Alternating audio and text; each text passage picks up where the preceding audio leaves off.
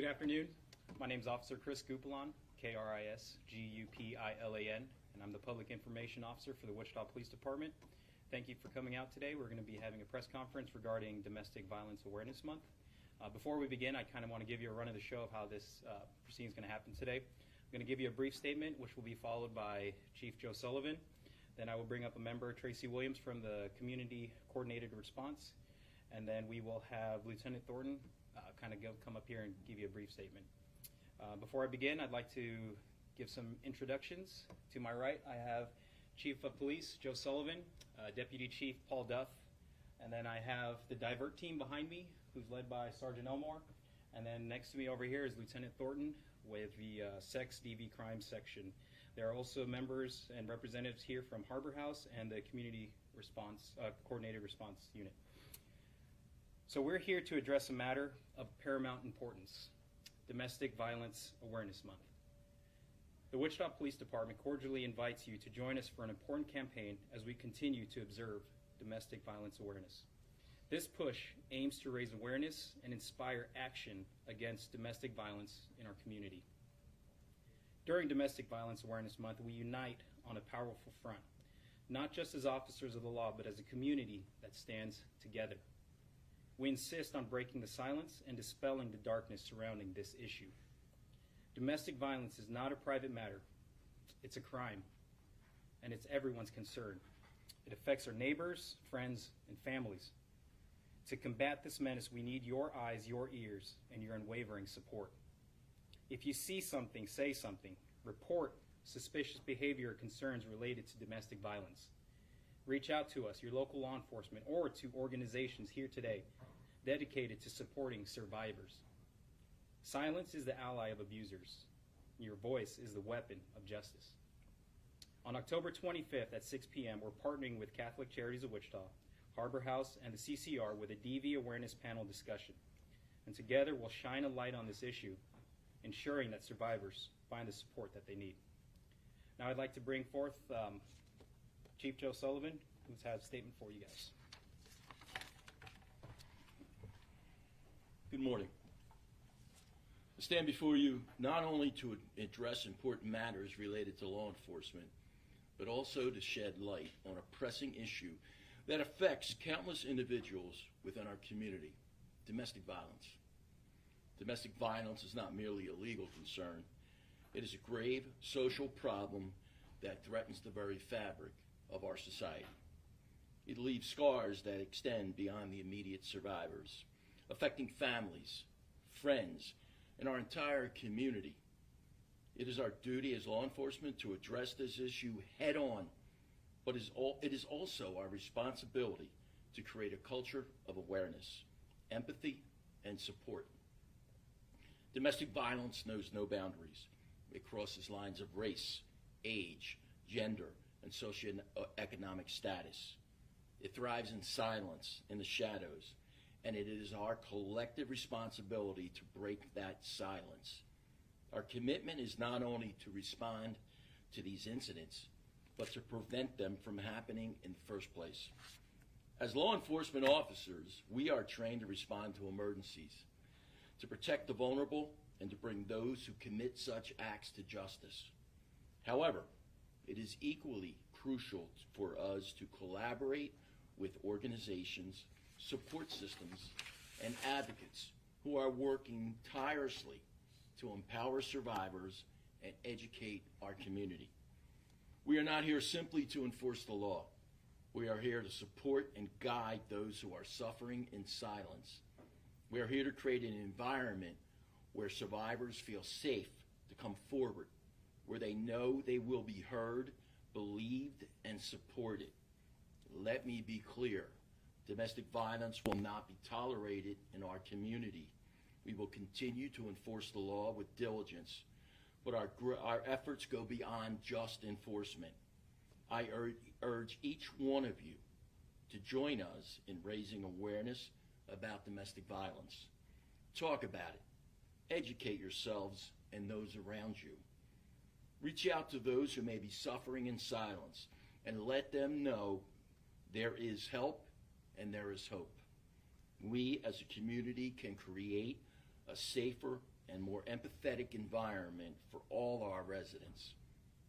In closing, I want to emphasize that domestic violence awareness is not just a one-time event, but an ongoing commitment. Together we can make a difference, save lives, and build a community that supports and protects one another. I'm encouraged by the community efforts in Wichita, and we will work together to combat domestic violence in all its forms. Thank you. Thank you, Chief. Next, I'd like to call up Tracy Williams, member of the Community Coordinated Response.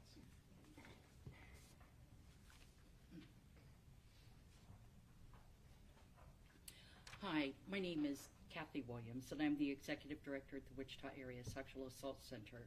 I'm here today in behalf of the Coordinated Community Response here in your community. I want to give you just a little history, which I think will highlight the need for collaboration and how we have gone about that. In late 2013, the Domestic Violence Programs in our community, Stepstone Catholic Charities Harbor House and Wichita Family Crisis Center, as well as the Sexual Assault program in our community, joined together to talk about how we can more effectively work together against the issues of sexual and domestic violence. After many conversations, we decided that one of the best things that we could do is to coordinate a community response. In doing that, we invited folks from the Wichita Police Department, Sedgwick County Sheriff's Department, District Attorney's Office, forensic nurses in the community, as well as our advocacy agencies, to talk about, do you see a need for this in our community, and how do we go about it? Unanimously, everyone thought this was a good idea. Everyone recognized how much harm happened in our community as a result of domestic and sexual violence. So we began meeting monthly after that. In 2017, we were granted money to do a safety and accountability audit. This is no small task. It took us 18 months to do it. It took a lot of trust between agencies. It forced us out of our silos into working collaboratively, and we achieved many interviews, focus groups with survivors, review of records, review of policies, all of those kinds of things. So it took a long time because it was a big job. As a result of all of the information we gathered, we came up with the final report. And the final report recognized gaps in our community where we could do much better. So as a group, we are now working on filling in those gaps. How can we approach this appropriately? How can we best be there for survivors of sexual and domestic violence? Because the crimes are not always reported. We want to be a community where folks feel safe to come forward and report, get services they need for the healing process, and be able to move on with their lives. So just one initiative that's going on in your community to address the issues of sexual and domestic violence. And if it were not for the dedicated professionals we have, this would not be happening. The other thing that happened around the time that we were doing our safety and accountability study is the Wichita Police Department established a lethality assessment for our community. And that is so offenders who are, well, survivors who are at imminent risk from their offender or the perpetrator in their lives, had some resources put in immediately into place, which was including the advocacy agencies, so that we could help that healing process start from the time the report was made. So I'm very proud to be a part of this group. I think it is just so very important that we move out of the silos that we've been in for a long time and into the light where we are today. Thank you. Thank you, Kathy. Next, I'd like to introduce to you Lieutenant Steve Thornton, who's over our DV sex crime section.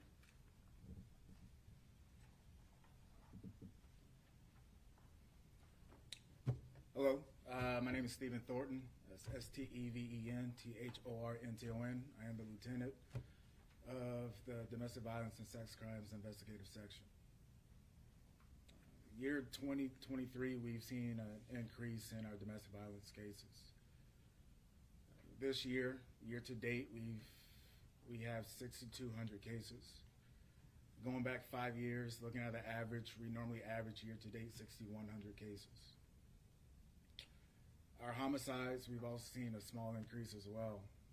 Year to date, we are currently sitting at 6 intimate partner violence homicides. In the past, going back 5 years, we normally average 2, with the year 2020 being our high year at 6. They stole quite a bit of my thunder, so I'm just going to say this and let's go back there. We have a very strong working relationship and built a strong line of communication with our local advocacy groups and agencies. They assist us with helping our survivors. Our Divert team does an outstanding job with not only holding offenders accountable, but also educating our survivors and assisting them through our protection from abuse, protection from stalking, and no contact order processes. Another thing the Wichita Police Department has, a lot of people don't know, but is a great resource, is our domestic violence advocate, who is embedded in the Wichita Police Department's DV sex crime section. And she is a great resource not only to the detectives and the Divert team who are out trying to solve these cases, solve these crimes, investigate the different issues that go with domestic violence, but she helps our survivors in a lot of different ways. And our domestic violence detectives, they work day and night. They get assigned cases day and night as well, and they work these cases thoroughly to ensure our survivors are not, or we can lessen the likelihood of our survivors being involved in another domestic violence incident. I want to thank y'all for joining us to shine light on this issue and bring awareness to people. Like the chief said, domestic violence affects everyone. So, thank you, and I'll give back to you. All right, with that being said, I'll be sending out a formal media release to all of you guys. I hope it's time for some questions if you guys have any. Just want to point out what Lieutenant Thornton said. In 2020, there was a high of 6 homicides related to domestic violence cases, and then in 2023, as of October 23rd, I believe today is, this year that number is 6. What are you guys doing to help prevent not only that number of cases, but from another homicide happening from domestic violence? So from standing up here, as you can see behind me, we have the Divert team, we have community resources available. I know our detectives are working day in, day out, and this is definitely not an issue that they're taking lightly, with that being education to those who need it, and they're addressing it as best as they can. So that's what they're doing. Are you adding resources? I think Mr. Thornton could probably address an assignment we're having this week, for planning this week as well. Yes, we are planning we have a couple of different things going on this week, but one will be a citywide, lack of better words, sweep. Our Divert team, they look for our offenders, domestic violence offenders, on a daily basis. I have them focus on felony offenders. Before they were even created back in 2020, we averaged right at 160, 170 felony offenders in Wichita who are wanted for domestic violence related incidents. Since they've started working, since they were created in 2020, we average right at 27 felony offenders. This Friday, we're going to move the focus from felony offenders to misdemeanor offenders and those who have misdemeanor warrants. And so it's going to be a citywide effort to look for our top offenders for domestic violence when it comes to this Friday. And also, the chief has done a great job adding other resources to our section. We're looking at non-commissioned personnel who will assist us with communicating with our survivors and the investigative portion of these cases as well. Thank you, LT. Sir. And, sorry. What are some ways domestic violence survivors can reach out for support? If you go on our website, you'd be able to find a list of our resources there. Is there any other places they can go, Kathy, for resources? You know, on the website, I believe all of our phone numbers are listed there, so Okay. simply calling one of our hotlines will get an advocate on the phone immediately. And those phone lines are monitored 24/7, so if you go on there, you can call. They'll be available all day. And of the 6,200 cases year to date, are those from 911 calls? Are those from people coming to the police station like, hey, this is going on? Like, where are those stemming from? Those cases are all stemming from, I mean, they're all 911. They're all generated from an incident report. So that could be whether it was a 911 call or it was a walk-in at the station, or it could be just a police officer driving down the road and gets flagged down. That's how those cases were all generated. All right. With that being said, thank you for coming out, guys.